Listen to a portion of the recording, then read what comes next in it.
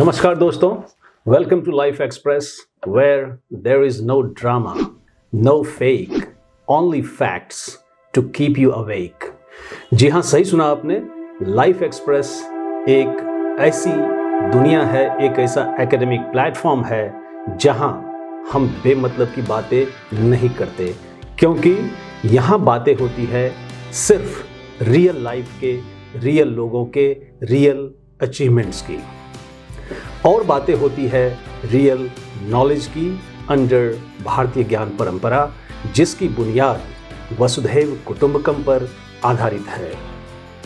वसुधैव कुटुंबकम यानी the whole world is our family. भले ही वसुधैव कुटुंबकम और अतिथि देवो भव का पालन करते करते हिंदुस्तान को भारी नुकसान उठाना पड़ा, लेकिन आज हर भारतीय को ये कहते हुए काफ़ी गर्व होता है कि भारत एक ऐसा देश है जिसने आज तक ना ही किसी पे आक्रमण किया और ना ही किसी पे राज किया।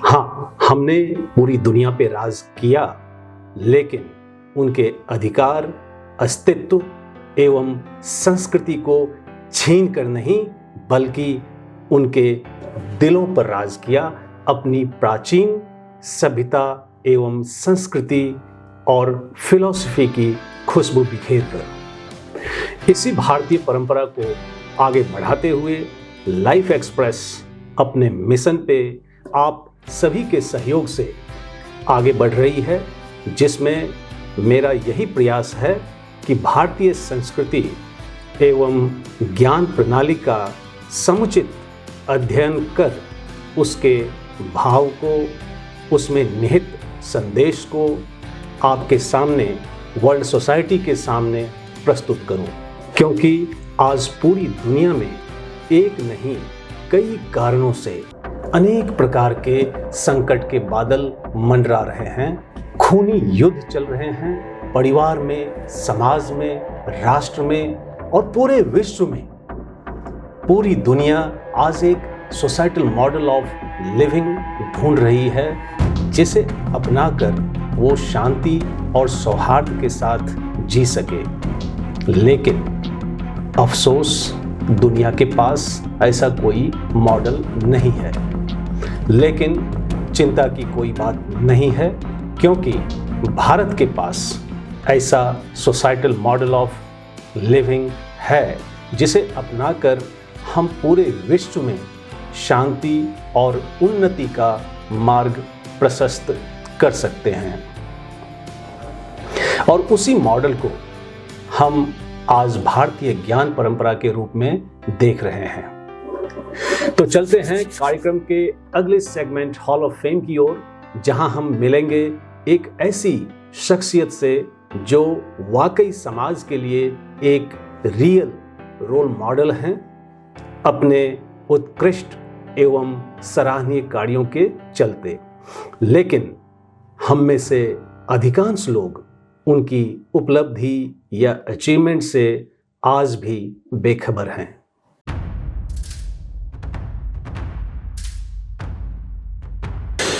नमस्कार दोस्तों, आज के हॉल ऑफ फेम में हमारे साथ एक बहुत ही खास मेहमान हैं, जिनके जीवन से जुड़े कई रोचक तथ्य हैं।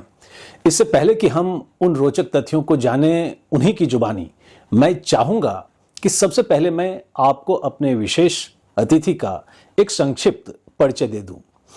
वैसे तो हमारे आज के विशेष अतिथि किसी परिचय या पहचान के मोहताज नहीं हैं, लेकिन औपचारिकता का निर्वहन करते हुए मुझे ये बताते हुए अपार हर्ष की अनुभूति हो रही है कि लाइफ एक्सप्रेस के इस हफ्ते के हॉल ऑफ फेम में हमारे साथ जो विशेष अतिथि ऑनलाइन जुड़े हैं, वे हैं अ renowned IAS officer doctor Sunil Kumar Gulati.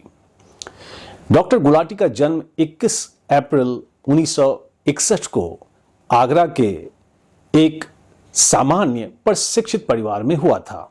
बचपन से ही अपनी विलक्षण प्रतिभा एवं उत्कृष्ट कार्यों के बदौलत उन्होंने समाज में अपनी एक अलग पहचान बना ली थी। यदि हम उनके शैक्षणिक जीवन पर प्रकाश डालें तो हम पाते हैं कि उन्होंने अपनी प्रारंभिक, माध्यमिक तथा उच्च शिक्षा अव्वल दर्जे से सफलतापूर्वक पूरी की। Talking of his academic journey, Dr. Gulati, an engineering graduate, did his B.Tech from IIT Kanpur, followed by M.Tech from IIT Delhi and MBA from IIM Bangalore. More importantly, he did his PhD from IIT Delhi. In his illustrious career of more than 4 decades, Dr. Gulati has held several dignified positions as an IAS officer, especially in West Bengal government, Haryana government and central government of India. Observing several key responsibilities in the capacity of Chief Governance Officer, Special Chief Secretary, Additional Chief Secretary, Chief Resident Commissioner, Chief Vigilance Officer, DDA Commissioner and Secretary to Government of Haryana, Census Commissioner and Joint Registrar General of Births and Deaths, District Magistrate and Joint Special Secretary to State Government, Managing Director Haryana Concast Limited, etc. Dr. Gulati has brought many achievements not only to the Haryana state but also to the government of India in particular. To name a few, Haryana got the Best State Award in his tenure due to his re-engineering of social security pensions payment and innovations in animal husbandry. With his relentless pursuit of excellence in academia, even today, Dr. Gulati is empaneled in several government bodies and committees as member, advisor, secretary, etc. And more importantly, he has published more than 36 research papers in high-impact peer-reviewed journals and authored 17 books and 5 book chapters.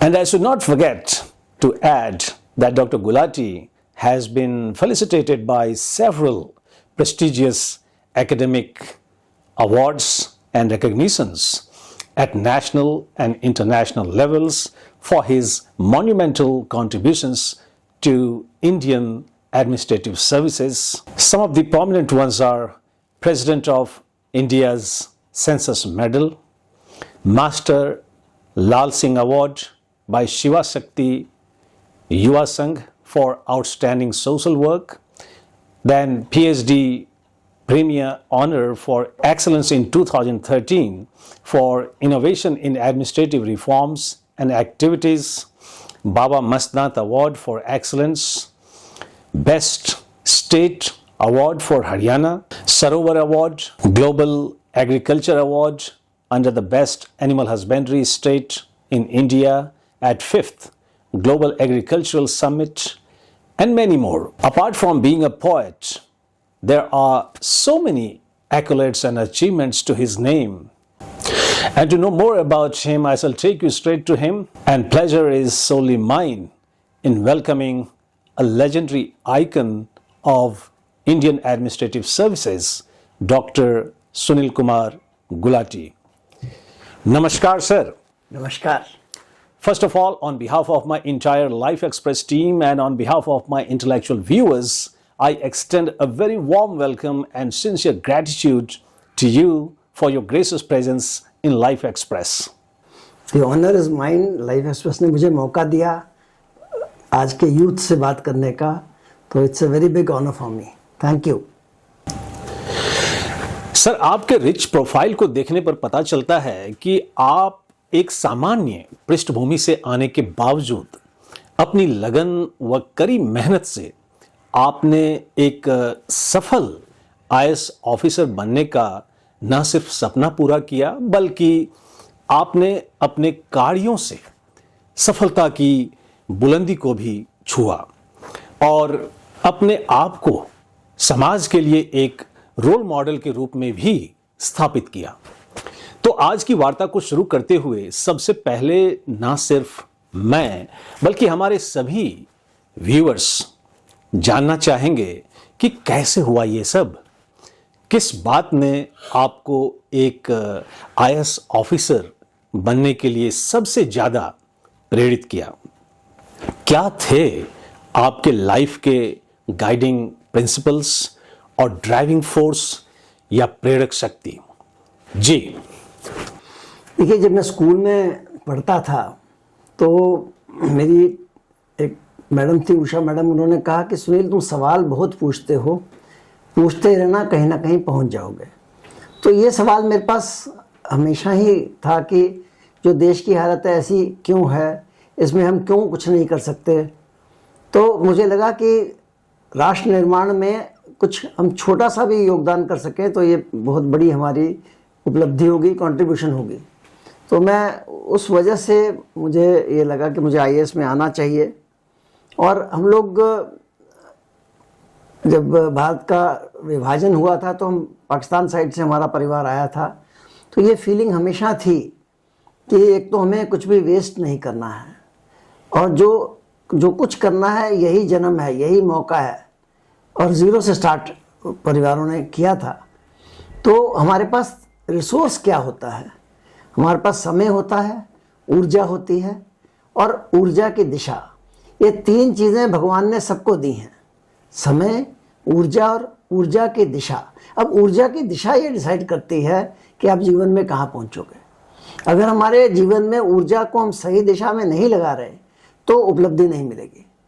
तो पूरे हमेशा ये ध्यान रहा कि अपना समय का सदुपयोग हो, अपनी ऊर्जा का सदुपयोग हो और अकाउंटेबिलिटी किसी और को नहीं, खुद को होनी चाहिए कि आज मैंने क्या किया।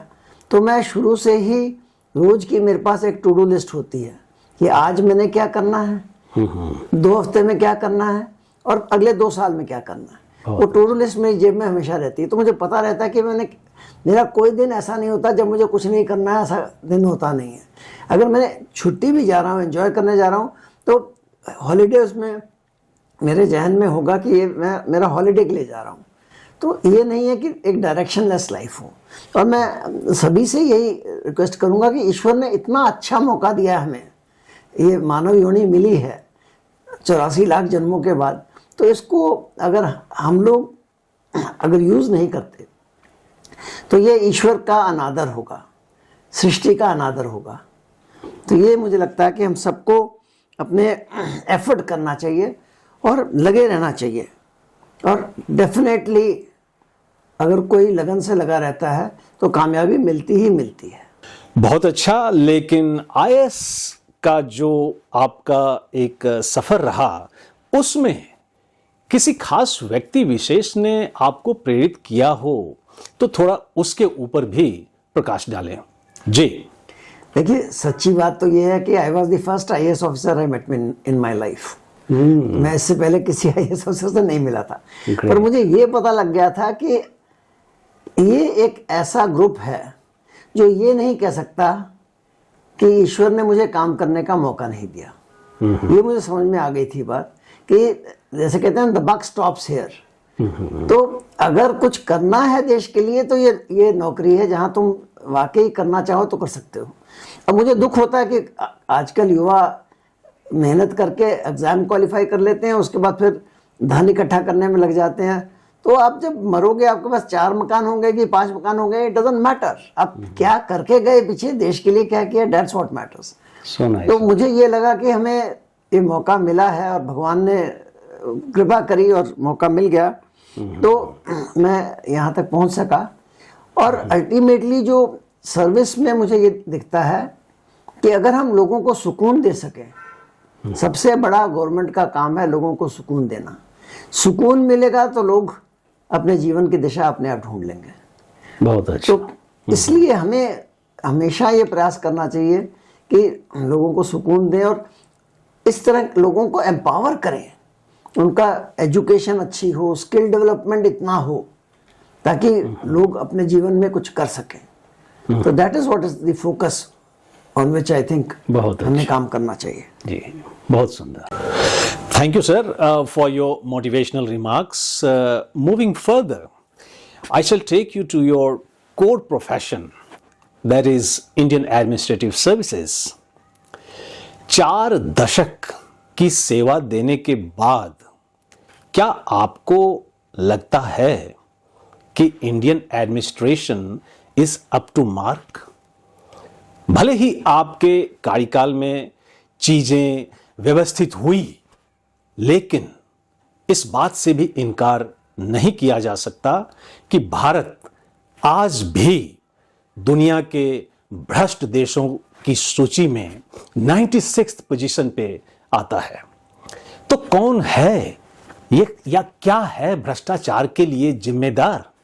साथ में हम आपसे ये भी जानना चाहेंगे कि इंडियन ब्यूरोक्रेसी के भीतर भ्रष्टाचार के अनुकूल माहौल बनाने वाले प्राथमिक कारण क्या हैं और कैसे भारत एक भ्रष्टाचार मुक्त देश बन सकता है? जी देखिए, एक बात तो ये समझनी होगी कि जब हम नौकरी में आ जाते हैं तो बड़ा से बड़ा पॉलिटिशियन हो कोई भी, आपको सबसे बड़ा थ्रेट क्या है कि आपकी ट्रांसफ़र कर देगा। उससे बड़ा एक्चुअली कोई थ्रेट नहीं है। तनख्वाह आपको उतनी ही मिलेगी आप किसी पद पर हो। तो अगर आपके अंदर लालच नहीं है तो फिर ट्रांसफ़र से भी डरने की ज़रूरत नहीं है। तो एक तो बात ये स्पष्ट कर दूँ। दूसरी बात ये है कि जो हमारा मैस्लोज हायरार्की ऑफ नीड्स है उसमें सबसे बड़ी नीड होती है नीड अचीवमेंट।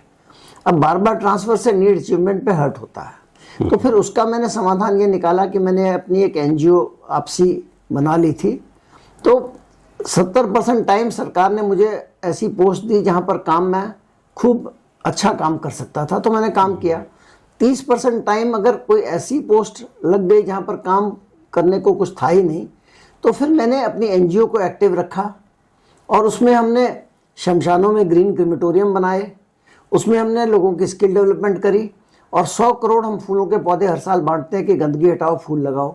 तो ये मैं सभी सरकारी कर्मचारियों से भी यही कहूँगा कि आप नौकरी में आए हो, ये सेवा का मौका है।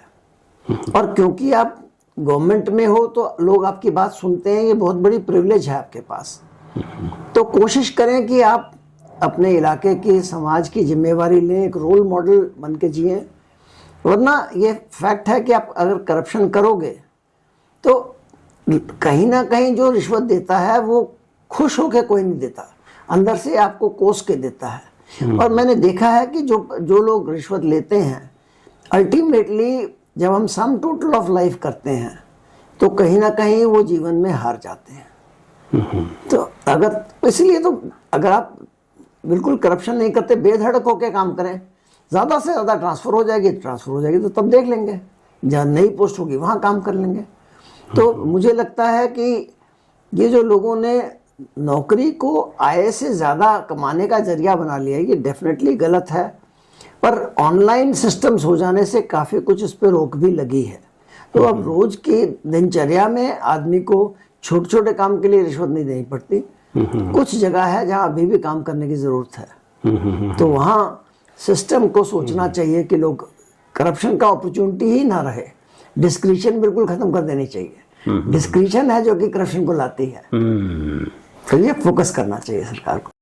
कहा जाता है कि करप्शन किसी भी सिस्टम में नीचे से नहीं बल्कि ऊपर से शुरू होता है।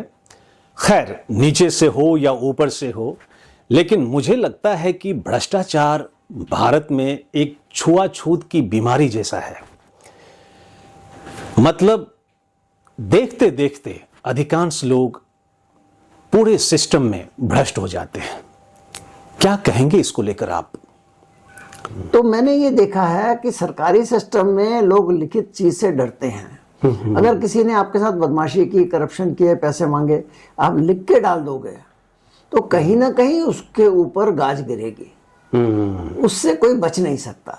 बिल्कुल। तो प्रॉब्लम ये है कि लोग कंप्लेंट नहीं करते। लोग सोचते हैं कि ये फैसिलिटेशन चार्जेस हो गए, मैं किसी तरह मैं आगे निकल जाऊं, बाकी लोग लाइन में लगे रहें। Right. उसमें गड़बड़ है। तो अगर आप वाकई ही चाहते हो, और डेफिनेटली डिजिटल हो जाने से लाइनें बहुत छोटी हो गई हैं, कई सारी चीजों में लाइन लगानी ही नहीं पड़ती।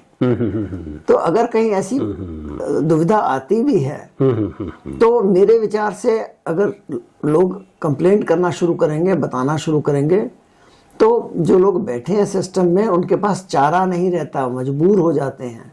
और फॉर्चुनेटली हमारे कोर्ट्स भी एक्टिव हैं। तो मैं समझता हूं कि भविष्य हमारे देश का अंधकार में नहीं है। और युवा पीढ़ी पर मुझे इतना फक्र होता है कि ये हार मानने को तैयार नहीं, ये गलत को गलत कहने वाली पीढ़ी है। तो इसलिए देश का भविष्य अच्छा है। हम सबको इनको स्वीकार करना पड़ेगा और सिस्टम को सुधारना पड़ेगा। डेफिनेटली करना चाहिए। बहुत अच्छा, बहुत अच्छा। क्योंकि देखिए इनका इमोशनल कोशेंट होता है, आईक्यू होता है, इमोशनल कोशेंट होता है। अब स्पिरिचुअल कोशेंट और सेवा कोशेंट भी, उसको भी अगर हम डेवलप करेंगे लोगों में, तो इस पीढ़ी में बहुत पोटेंशियल है और वाकई ही देश को आगे लेके जाएगी। तो हम सबको इनके साथ खड़ा होना है। बहुत अच्छा, बहुत अच्छा। समय की मर्यादा को देखते हुए हम आपसे एक और सवाल पर चर्चा करना चाहेंगे, फिर इस सत्र की समाप्ति की ओर बढ़ेंगे। और यहां हम आपसे जानना चाहेंगे कि क्या है आपके सपनों का Bharat? How do you visualize your dream India in which you can ensure positive and fair politics with good governance in India? देखिए, जैसा मैंने कहा, हर किसी का जो आईक्यू और ईक्यू डेवलप करने का सबको मौका मिलना चाहिए, स्पिरिचुअल क्वेश्चन डेवलप करने का मौका मिलना चाहिए। उसके बाद लोग अपने जीवन की दिशा ढूंढ लेंगे। और डेफिनेटली सरकारी जॉब सबको नहीं मिल सकता, पर प्राइवेट सेक्टर में भी इतना कुछ करने को है। तो हर व्यक्ति एक तो स्किलिंग करे, मतलब अगर आप सीखोगे तभी कुछ ना कुछ कर पाओगे। तो लोगों को स्किलिंग पर जोर देना चाहिए। जितनी जल्दी मैं कुछ ऐसा हुनर कर सकूं कि मैं किसी प्रोडक्टिव लाइन में आ सकूं, तो उस पर लोगों को फोकस करना चाहिए।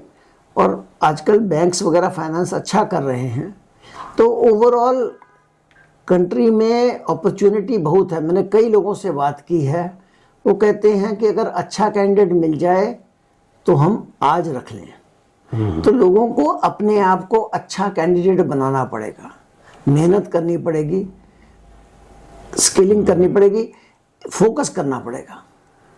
अभी लोग सोचते हैं कि कोई मेरे को बैठे बिठाए कोई दे जाएगा, ऐसा कभी नहीं होने वाला। बिल्कुल। दुनिया में किसी जगह चले जाओ, जो मेहनत करता है वो जीतता है। तो मेहनत का होना पड़ेगा और यूथ को अपना समय का सदुपयोग करना पड़ेगा। मुझे लगता है कि यूथ काफ़ी सारा समय छोटी छोटी बातों पर गुजार देता है, एक दूसरे से झगड़ने में और छोटे छोटे मजाक में ही समय निकल जाता है, पता नहीं चलता। तो अगर अपने पास यूथ का फोकस रहे, देखिए यूथ को फोकस करना चाहिए ऑन थिंकिंग पॉजिटिव।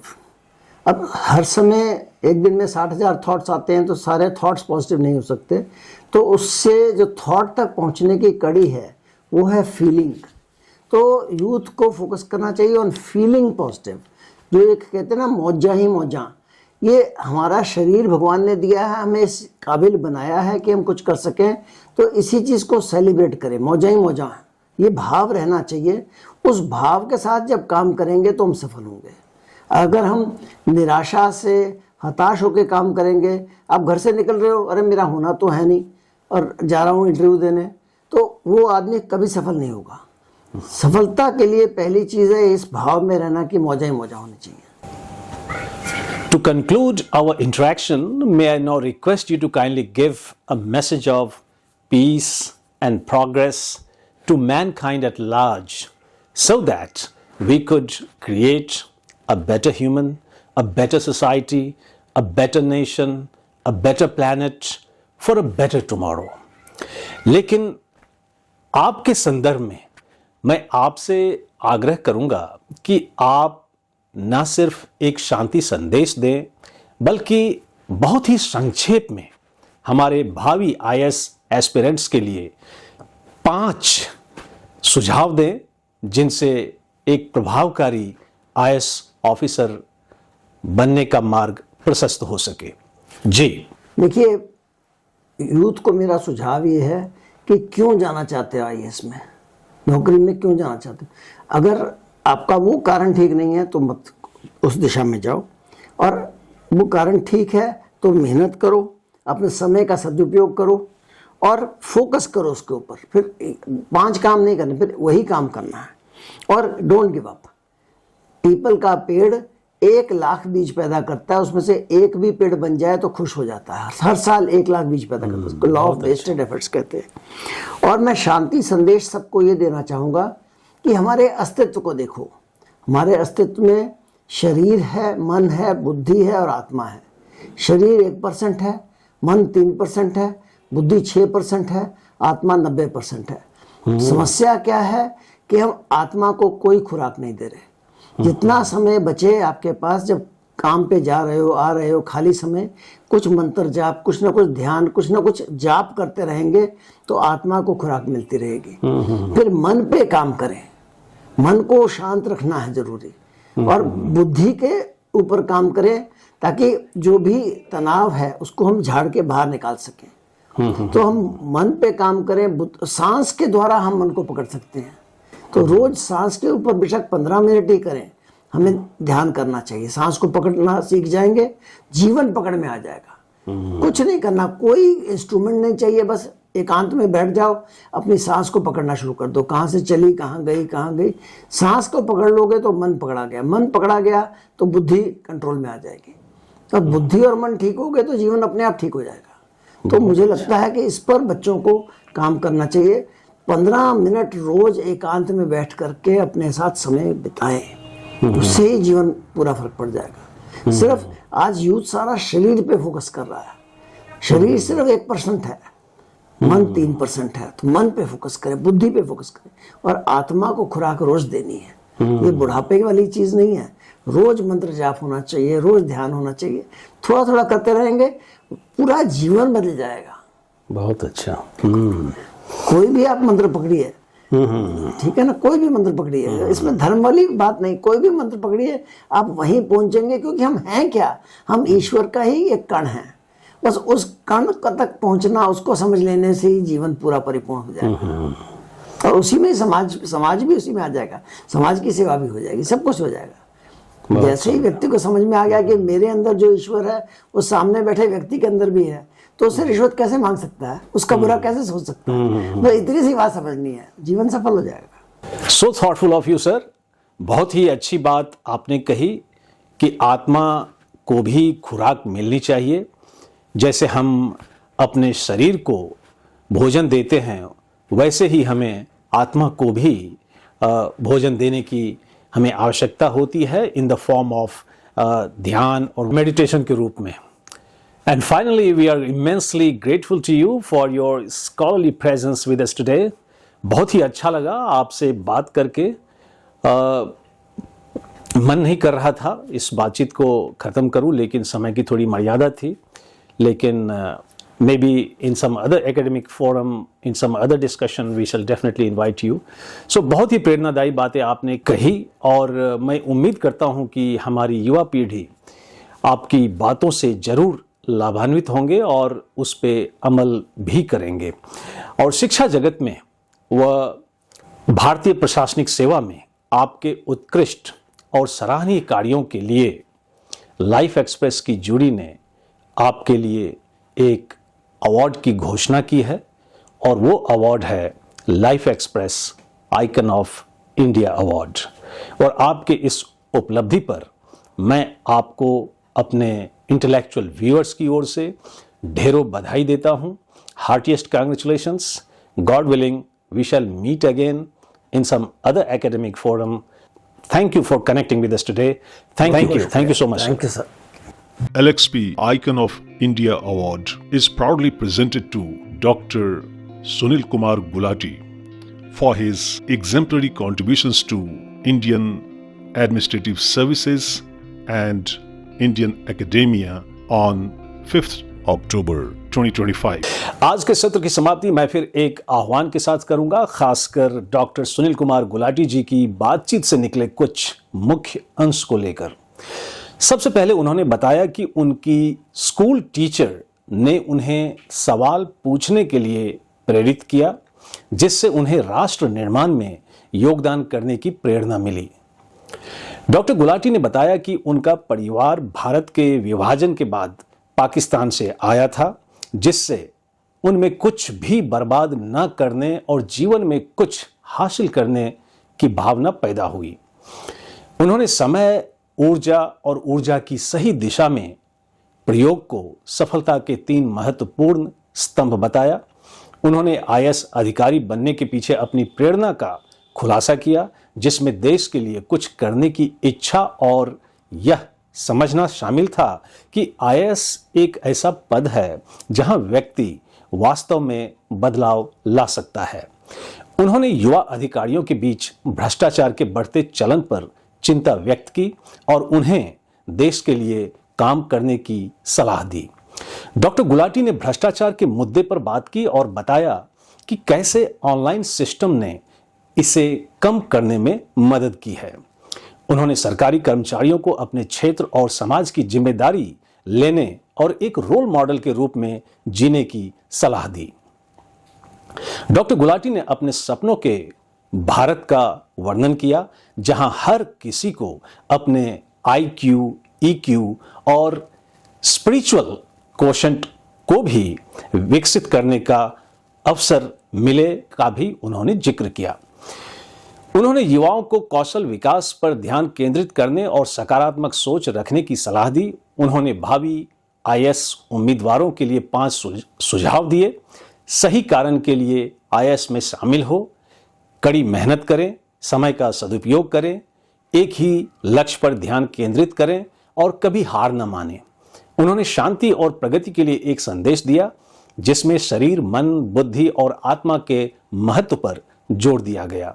उन्होंने आत्मा को पोषण देने के लिए ध्यान और मंत्र जाप का सुझाव दिया और कहा कि मन और बुद्धि को नियंत्रित करने से जीवन सफल हो जाएगा। With those deliberations of Dr. Sunil Kumar Gulati, we close this episode here और मिलते हैं अगले एपिसोड में समाज के एक और रोल मॉडल के साथ।